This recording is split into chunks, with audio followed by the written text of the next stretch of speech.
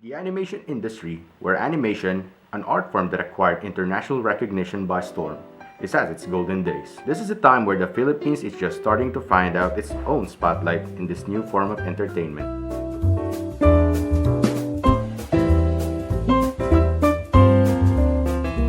During that time, only foreign animation producers or companies have set up here. They established their studios here, parang extension. Yes. And they trained Filipinos to make animation. As an industry, it started way back 1983-84 as an industry. But before that, there are already animators who already venture sa medium. For example, sila Ronnie Marcelo, Real Calan, but theirs are more of experimental. Philippine animation relied on traditional animation and used comics as a basis for their animation during the advent of classic Filipino film. During those days, there were no studios established by Filipinos yet. Rather, foreign studios hired Filipinos to make animation for their company.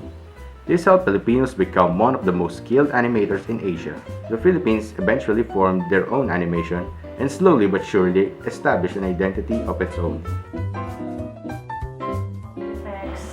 International. It's Burbank Studios. Burbank Studios. It's actually an Australian company who came here. I think they were the first to establish here. Of course, we cannot consider them as part of the Philippine animation industry. Then later, big players like Phil Cartoons, the Pasig, the MSC Studios, Toon City, sumunod na rin sila. By this time, it's almost 30 years na yung industry. There are a few people who are involved in animation, like Norman Marcelo and his uncle, si Jose Sabala Santos. But they don't belong in an industry because non-existent pa. For outside of the studio, meron doon mga tinatawag na mga independent animators na coming from the academy. Nagtuturo na to. Were the likes of Larry Alcala sa UP. Used to teach animation. I think he's the one who introduced animation subjects. Training sa loob din ng Phil Cartoons. So I was trained there. Kasi before there were no animation school or courses teaching animation as more fine arts. So that was 1992. So ang maganda sa amin, training talaga namin is traditional talaga. So talagang ilang months na training kami how to construct characters, how to in between. We started here in traditional animation, meaning all of the animation studios are doing traditional animated work by hand. So we animate using pencils and paper, cells, and then we shoot it on acetate or the cell. So it's very traditional. We do backgrounds by painting it by hand, manually. So that's the start of the industry here. But as the years go by, software is introduced or the computer is introduced. So we started using Photoshop for backgrounds and then digital paint. And then eventually, of course, Flash and 3D. Yeah, by 2000, doon namin sinubukan na mag-digital. Kahit kami nag-start, since di rin gano'n kalaki yung finance namin, yung funding namin. Later, meron ibang studio mas malaki yung funding. Sila doon mas nagtuloy-tuloy. Yeah, pero kami yung mga unang studio na nag-start ng flash animation sa Pilipinas. Kwento kayo mag-i sa 15mm na 3 segments. Doon namin ginamit yung digital. Yeah. The animation dropped out because some changes in the digital cinema until 2000. But right now I can see the animation it now evolved to the mix of the manual, digital, and also independent producers. Maraming departments ang nawala. Marami rin taong nawalan ng trabaho. Kasi, siyempre, flash. Kukulayan na, nandun na lahat. There's a slow move to making original Filipino content. Now, with ACTI around, we're trying to move it into a direction na talagang this time gumawa tayo ng original content. Pag ganun kasi, we're also trying to generate our own audience din locally. Yes, sir. Kasi yun ang kumbaga siya yung magpipatronize ng Yes, sir. Yes, sir. Kasi Western most of the Walt Disney, because Walt Disney, because Walt Disney has a great impact with Disney. Only here in the Philippines, but worldwide. Well, animation from foreign countries like from France, yung iba yung styles nila eh. Mostly American, the culture of the animation. There's Japan, France, and America.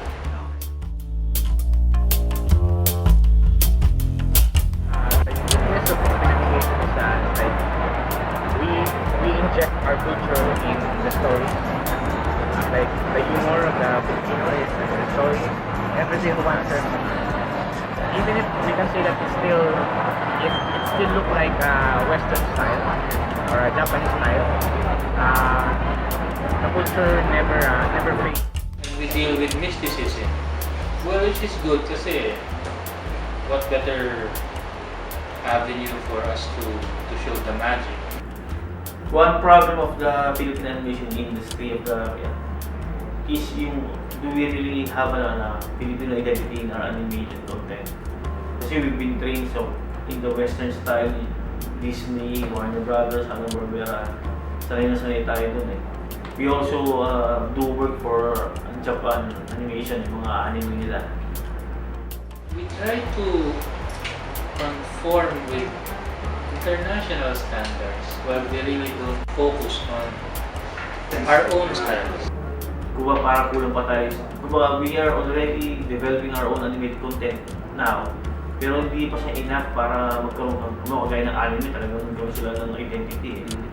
Dati ang ginagawa namin doon, gumawa kami ng mga parang lapu-lapu yung style. Yung ang tawag sa ganyan, yung parang naka-vest na, tapos pango yung ilong, mga ganun yung ginagawa namin eh. You watch RPG Metanoia, di ba napanood ba yun? It's the first full 3D animation. Makita mo doon, ano ba yung mga usual na nakita natin sa scene ng mga Pilipino? Pakita mo doon, may yung bintana, tipong yung makeup is na bintana. Mga bahay pa. Tapos sa mga bahay. Tapos pag kumakain sa almusal, andun yung longganisa at itlog. Tapos may tuyo pa rin doon. Kasi makita mo yung mga kung ano yung ordinarities that we use everyday, naka-inject siya doon sa mga scenes na yun, kaya nakakatuwa. Yung identity na style, wala pa tayo nasasabi, pati hindi ko alam kung kailangan pa, kung problema ba yun eh. Kasi pwede kasing hindi na issue yun eh. Na kailangan Filipino style ka, maganda makakapag-adjust tayo ng styles eh. Yan, siguro mas pa sa yung storytelling pa talaga rin yung mahalaga eh. Kasi ang fantasy, madaling ibenta. Especially for young audiences. Ang Walt Disney. Yeah. Mainly kasi, entertaining siya, escapist. So, a lot of projects seem to dwell on fantasy themes. But, if you're looking for, let's say, medyo kakaiba, this type of animation probably are done by the independent animators. Yeah, from 1990s up to mga 1998, 1999, yung process pa rin is traditional cell animation, yung acetate o panicupane. The animator, ina-animate pa rin sa papel and hindi ko sa papel pa rin ginagawa. Ang ginagawa during that time, pagka-drawing namin, pagka-clean up sa paper, isi-xerox yun. So may Xerox department at Xerox ng mga drawing para naka-Xerox sa cell. Tapos prepaid naman kayo ng digital, hindi pala digital, ng printer. Kukulayin nila sa likod. Prepaid nila yung cell para magkaroon ng color. Opaque siya. Kaya siya acetate kasi para transparent yung paligid. Para pag pinatong mo yung background, usually is magandang illustration board dyan na pinate traditionally pa rin. Tipo naka-watercolor yan o kaya naka-acrylic o nag-airbrush pa sila. Pag pinatong, kasama na yung background. So ganun hanggang mga 1998, ganun yung process sa Pilipinas.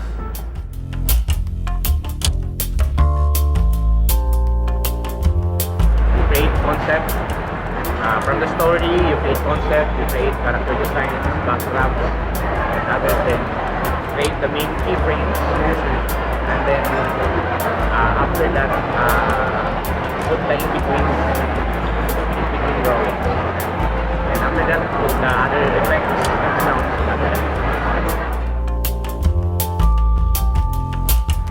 We have no support from the government. It's for independent producers. The only studios we have here are the international studios. Example na lang natin yung RPG na Tanoya. It's a good 3D animation done here. But when it was shown in public, hindi siya kumita. So, ano yung problema na nakikita natin doon? First, promotion. I don't know if the movie was well promoted. I mean, the reviews are good. Wala namang lumabas na negative reviews. But I think yung reception ng the crowd ng public, okay, you have an industry. Yes. If this industry is not supported by the people, how would you expect that it will stand? And this is ang solution ng Animation Council is to have this animation festival. Animation. Kailan po yun, sir? Para ang main thrust is encourage mo yung maker, encourage mo yung audience. Pagsamahin mo sila sa isang lugar. Lahat ng hindi lang animation, lahat ng produkto dapat talaga para lumaganap siya, kailangan mo support. Hindi pwedeng hindi mo susuportan kasi pag hindi, walang mangyayari.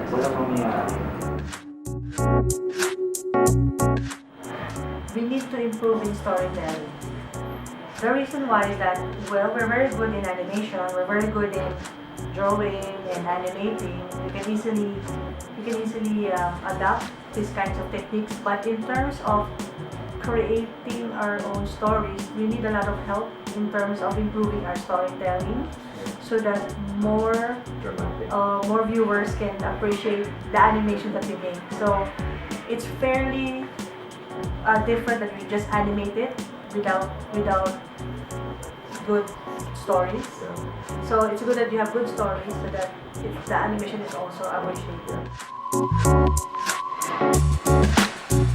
May support naman coming from the government. But yung legislation wherein lawmakers would actually dictate that some percentage of, let's say, airtime sa TV should be given to locally produced.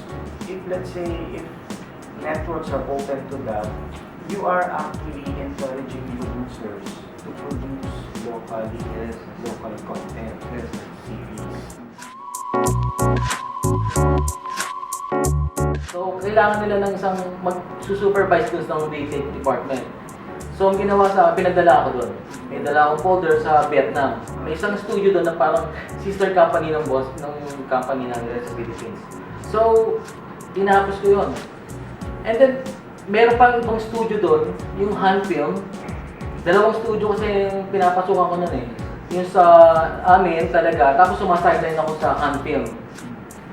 Ang hand film kasi, kung ang Germany, ang US merong Walt Disney, ang Germany merong hand film, parang gano'n. So, Nung napunta ako sa Hanfield, marami akong director na nakasama.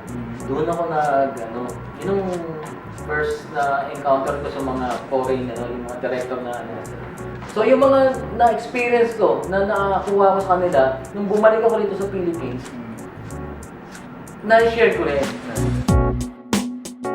Nung nag-start ako, yung line test namin, alam niyo yung line test, di apak, tick. Tapos nung bumalik ako, nung napunta ako doon, may flipbook na. Pagkatapos ng flipbook na advance, nagkaroon na siya ng Cintiq. Paperless na siya. So, ang galing ang bilis ng technology. Karoon ng access yung mga, sabihin natin, animation artists to come up with their own animation or original content. Yun yung nakikita kong growth na nangyayari. And what I've observed is there's a lot of schools right now who are offering animation as a course, diploma course. Not unlike before. So we do a lot of outsourced work. But now, in the few years back, Filipinos are now going into original content creation. So meaning we are now finding ways to create our own animation series or movies or films that we want to show the Filipino people. So it's a very slow process because animation is not cheap. Yeah. So producing one is a bit, it costs something. So hindi siya simple gawin. But we were trying to encourage young animators and young directors to produce short films. We have the Animation Council of the Philippines that give or provide the annual animation festival, which is the Animahinasyon. So in this festival, amateur students and young animators can submit their short films for public viewing. And of course, para rin siyang para awards night, there's a winner, and the winner will get 100,000 pesos for the first prize. So even if you're a student, you can win that first prize. So it's something to encourage them to produce their own original content to be showcased and to be shown in public. Also, parang it's the next generation So we need to encourage them na hindi lang parating foreign work. We also need to create our own para in the years to come, mali mo, yung sa atin naman ang orderin para ipalabas sa ibang bansa. Animation film on De La Salle, St. La Salle. So it's a 40-45 minute animation. I did the script and that's the first time I did the script, and also I did the lyrics of the songs, and that's my involvement. Most of my works kasi are commission works. I do a lot of animation segments, and there's one particular job that I did for MTV Philippines, which is a combination of live action and animation. So yung mga major works. In terms of major works, we can categorize dalawang part. First, yung studio work, which I was involved also in doing works for Hanna-Barbera sa Ting Cartoons. So yung mga major doon, international. Flintstones, yung Cartoon Networks. Flintstones, Yogi Bear, Powerpuff, yun yung mga nagawa namin. Tapos Captain Planet. Toon City, I did also freelance Toon City, freelancing. So I was a part of yung Lilo and Stitch, the TV series, Emperor's New School. So nag-a-animate din ako doon. Yun yung mga in terms of studio. But in terms of our own production, Art Farm and school. Sa Art Farm, we did the Kwentong Kayo Monkey. It's a Filipino, it's an original content of Filipino myths and legends yun Luzon, Visayas, Mindanao. So yun isang major work namin doon. Tapos, here sa CSB, yung pinaka-recent work namin is yung Frere, De La Salle Patron Saint of Teachers. So yun yung major namin ginawa namin. Dito sa Frere, ako yung pinaka-naging producer. Sa in-between, ang Phil Cartoons kasi subsidiary ng Hanna-Barbera. So, almost ng mga works ng Hanna-Barbera kami yung nag-in-between nun. Nung time na yun sa ano pa. Nung napadala ako sa sa Vietnam, yung mga hunting, mga European namin, yung Hoss Hounds, ewan ko kung napapanood yung Hoss Hounds, Abrapax. Napunta ako sa Twin City, doon ko na yung mga Walt Disney na. So ano pa yung mga nagawa namin? The Fox and the Hound, Curious George, Land Before Time, yung Kim Possible. Doon ako nag-umpisa sa cartoons. Kasi malaking kumpanya yung Hanna-Barbera. Dito lahat ginagawa yung Smurfs, Flintstone. The most influential work for me is the MTV of Labuyo. I'm now writing a film about an island. Like the Philippines. An island in the Philippines. So we started with self-constructed work. We do a lot of work from Disney. So we do Disney work, Hanna-Barbera works before. And then we did a lot of commercials for HBO.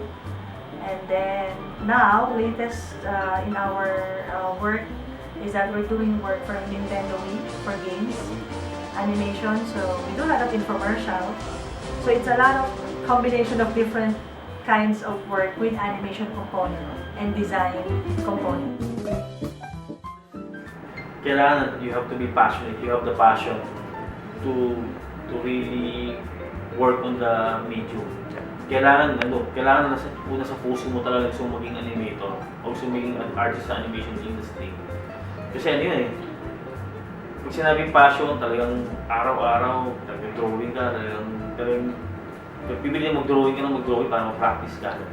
Pag nasa traffic ka, imbis na mainit ka, mag-visit ka, tinan mo lang yung tambutso, panoorin mo ano ba yung bugay ng uso, paano yung galaw niya, ano yung timing niya, ano ba yung kulay, paano yung art. So, nalilibang din kami kasi nga na-observe. Kasi lahat yung makakatulong sa'yo later pagkagawa ng mga ganung scenes So, yun yung una. Patience yung isa pa. Kailangan. Kasi if you're going to animate, ang standard is 24 frames per second. Kailangan you also have to be professional. Yung professionalism, malaki yun. Sinasabi, we are an artist. Di ba usually pag sinabing artist, sariling oras mo, if I'm not in the mood, hindi ako gagawa. Kailangan maging I have to be in the mood para makagawa ko. Sa animation, hindi pwede yun. Kasi we have, even though we are artists, we still are professionals because we have deadlines to keep. We have time na kailangan habulin. If you miss the deadline, may ipit yung time, magagaling yung client mo, mape-penalize ka pa. Hindi pwede dito ako yung artist, ito gusto kong style, ito gusto kong drawing. Hindi pwede. Kasi kailangan, kung si Powerpuff Girls fit yan, dapat ganun yun. Yung si Superman, kailangan maskulado, dapat ganun style niya. Hindi pwede si Buttercup, bilang magkaroon ng masil-masil niya. Kaya wala kang ego, walang ego tripping dito.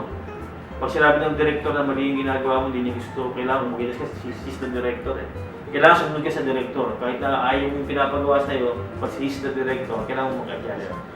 So dito kailangan, ano ka, hindi ka pala sibuyas, hindi ka dapat ma-ego trip. Na-artist ako, sakit, ginawa ko yung linggo, sige, ayaw. You also have to be a team player. Yun yung pinaka-final. Kasi if you're going to do animation sa studio, marami kang kasamang production yan at you're part of the assembly line If you don't do your part, masisira yung the rest. Kaya kailangan team player ka. You have to have the passion, the patience, the professionalism, and the pagiging team player. Well, first of all, if you want to be an animation artist or be part of the industry as an artist, you should really know how to draw, and you should have the passion to draw. Because when you're an animator, every day you're going to draw. So it's something that you have to get a passion into. So you also have to know, you can't be choosy on your character. So you have to draw everything from anime to realistic characters, animals, to objects, to weapons, to backgrounds. So everything that can be animated, you can draw. So that's the demand, the skill that's in demand for the animators, not only simple things to animate. So the best animators are the ones that really draw well. If they want to succeed in their career, of course they have to be serious. serious enough to improve their skills. Kasi pag graduate nila, hindi lang naman sila yung graduate. There are a lot of schools, of course, we need people who are dedicated, not only focused on earning money, but people who are dedicated in their craft. Kasi yun ang hindi nababayaran eh. I mean, to be a good animator, one must possess those qualities. Advice ko sa mga students, kung magkaroon ng chance, i-grab nila yung opportunity na mag-work sa ibang bansa. Kasi doon mo ma-develop yung sarili mo eh. Doon mo matututunan yung mga secret ng animation. Kailangan kasi sa atin, isa sa mga dapat na asset ng isang animator, maging parang sponge. Much closer to national identity, I guess. Kakaroon tayo ng Atin mismo ating the groups like Animahinasyon, and there's this group from the PICC that's trying to mga little expos of animation groups, animation works. Welcome to the world of animation and multimedia. Just do the right thing, I guess. Well, I'm hopeful. It's lucky that we're at least our chairperson Benji Garcia is pushing for the rise of the industry, especially for intellectual property content.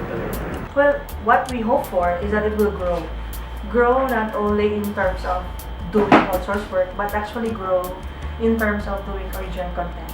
Because that's what we see that will create sustainability in the industry. Kasi if we're not producing our own, and we get orders from abroad to buy this content, then it's something that can sustain the economy.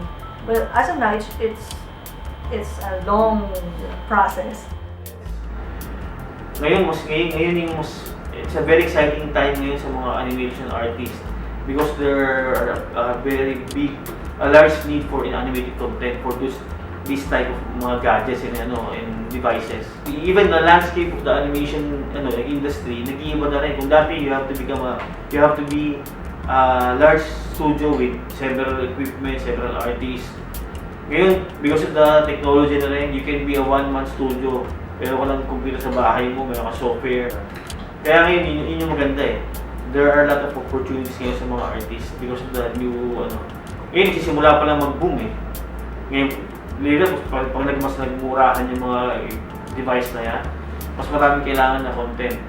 Animation, game, lahat ng mga yan. Before, walang idea, kumbaga hindi ganun ka pinag-usapan yung original content, yung sariling yung intellectual property ng sarili mo, yung sariling gawa mo. Ngayon, through Animahinasyon, ang dami na ngayon mga works ng mga students, works ng mga professional na sariling gawa na natin. Maybe one day from this animated content, makagawa tayo ng sarili nating Powerpuff Girls. Sariling Ipin and Upin. Pero mo yun, Ipin and Upin nung Malaysia. Dati Malaysia papagawa lang sa atin. Yeah. Ngayon, sikat na sila. Nasa Disney. Kasi nga, malaki na yung role kasi ng government nila. So ano pa rin kami, yung passion namin, yung namin sa Animation Council, nurturing our passion for animation. Yun yung pinaka-mission namin ngayon, to nurture our passion for animation. Kumbaga gusto namin may effect lahat ng animation bug. Okay, para lahat masaya. Well, I can see bright future. I think we're heading towards in that direction. But it may take time kasi hindi naman siya mangyayari overnight. And again, I'm stressing na sana mismo yung kapwa natin mga Pilipino. The only way for us to succeed is for us to really support each other. Truly, animation is at its golden age, especially with the emergence of creative and talented artists in the Philippines. There are noteworthy works that have already been produced, but the fact is this golden age of animation will only continue if the factors that inhibit its growth will be addressed properly, which may not take a long process. But what may be lacking support, the Filipinos with passion, energy, and heart will pave the way to reach their goals.